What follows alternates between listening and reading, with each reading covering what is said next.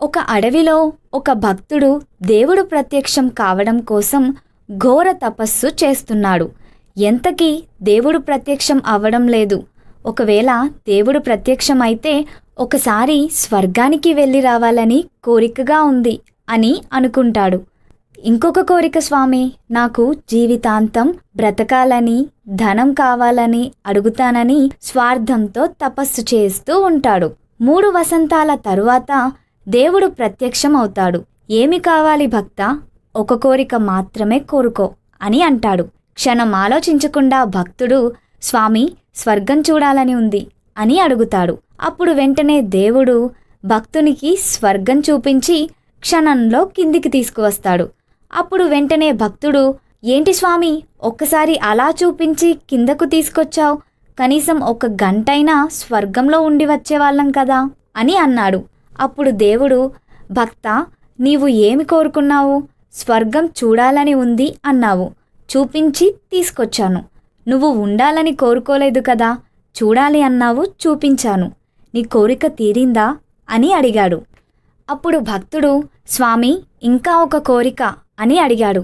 వెంటనే దేవుడు, భక్తా నీకు ముందే చెప్పాను కదా ఒకే కోరిక కోరుకోవాలి అని.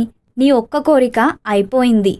ఇక నీవు జీవితాంతం తపస్సు చేసినా నేను మళ్ళీ రాను అని దేవుడు వెళ్ళిపోయాడు. స్వార్థంతో చేసేది భగవంతుడి పూజ అయినా సరే ఆ ప్రతిఫలం సంతోషాన్ని ఇవ్వదు. నిస్వార్థంగా అందరూ బాగుండాలని కోరుకుంటే అందరిలో మనము ఉంటాం కనుక మనం. అనగనగా ఒక ఊళ్ళో సుజాత అనే ఒక ఆవిడ ఉండేది. ఆవిడ దగ్గర చాలా డబ్బులున్నాయి. అయినా చాలా పిసినారిగా ఉండేది. అయితే ఒకరోజు పక్కింటి వనజ ఆంటీ వచ్చి సుజాతని, వదినా మా ఇంటికి చుట్టాలొస్తున్నారు, వంట చేయడానికి పెద్ద గిన్నె కావాలి, మీ దగ్గరున్న పెద్ద గిన్నె ఒకసారి ఇవ్వవు అని అడుగుతుంది. దానికి సుజాత మనసులో ఇప్పటికే చాలాసార్లు అడిగింది, ఇవ్వట్లేదని, నేను పిసినారిదాన్నని ఏడుస్తుంది. ఈసారికి ఇద్దాంలే అని అనుకొని తన దగ్గర ఉన్న ఆ పెద్ద గిన్నె తీసుకొచ్చి వనజ ఆంటీకి ఇస్తూ, జాగ్రత్త చొట్టలవి పడకుండా చూసుకో, ఇది మా పుట్టింటి వాళ్ళు పెట్టింది అంటూ జాగ్రత్తలు చెప్పి ఇచ్చింది. వనజ అలాగే వదినా అంటూ తీసుకెళ్ళింది. 2 రోజుల తరువాత వనజ ఆంటీ ఆ పెద్ద గిన్నెను తీసుకొచ్చింది. దానితో పాటు ఒక చిన్న గిన్నెను కూడా తీసుకొచ్చింది. అది చూసి సుజాత ఆంటీ ఆశ్చర్యంగా, ఈ గిన్నె ఏంటి అని అడిగింది. దానికి వనజ, మీ గిన్నె చాలా గొప్పది వదినా, ఇది మా ఇంటికొచ్చాక పిల్లని పెట్టింది అని అంది. ఆ మాట వినగానే ఆనందంతో మురిసిపోయి సంతోషంగా తీసుకుంది సుజాత ఆంటీ. ఇదంతా చూస్తున్న పక్కింటి ఆవిడ ఆశ్చర్యంగా నమ్మలేక ముక్కు మీద వేలేసుకొని చూస్తుంది. కొన్ని రోజుల తరువాత వనజ ఆంటీ వచ్చి మళ్ళీ ఆ పెద్ద గిన్నెను ఇవ్వమని అడిగింది. ఈసారి సుజాత ఆంటీ ఎలాంటి బాధ లేకుండానే సంతోషంగా ఇచ్చింది. ఎందుకంటే ఈసారి ఎలాంటి పిల్లల్ని పెడుతుందో, ఎన్ని పెడుతుందో అనుకుంటూ ఇచ్చింది. వనజ ఆంటీ తీసుకెళ్ళిపోయింది. తరువాత కొన్ని రోజులు గడిచినా వనజ ఆంటీ అసలు ఆ గిన్నె తిరిగి ఇవ్వలేదు. అప్పటికే చాలా రోజులు గడిచిపోయాయి.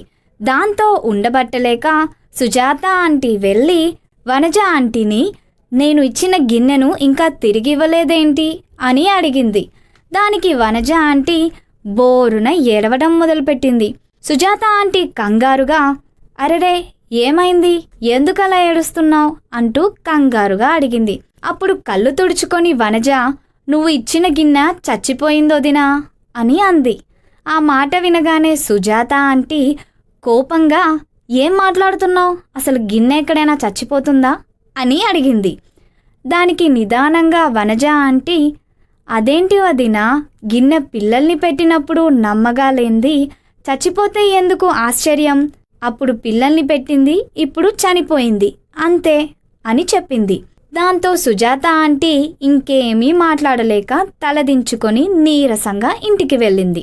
ఇదంతా చూస్తున్న పక్కింటి ఆవిడ తన పక్కనున్న మరొక ఆవిడతో, ఆ రోజు ఇంకో గిన్నె ఉచితంగా వస్తుంది కదా అని ఆవిడ చెప్పిన కథకి తలూపింది. ఈరోజు కథ తిరగబడి ఉన్నది కూడా పోయి తలదించుకొని పోతుంది. ఆ రోజే నిజాయితీగా ఉండి ఈ గిన్నె నాది కాదు అని వెనక్కి ఇచ్చేసి ఉంటే ఈరోజు తన గిన్నె భద్రంగా ఉండేది కదా. దీన్ని బట్టి ఏమర్థమైంది అని అడిగింది.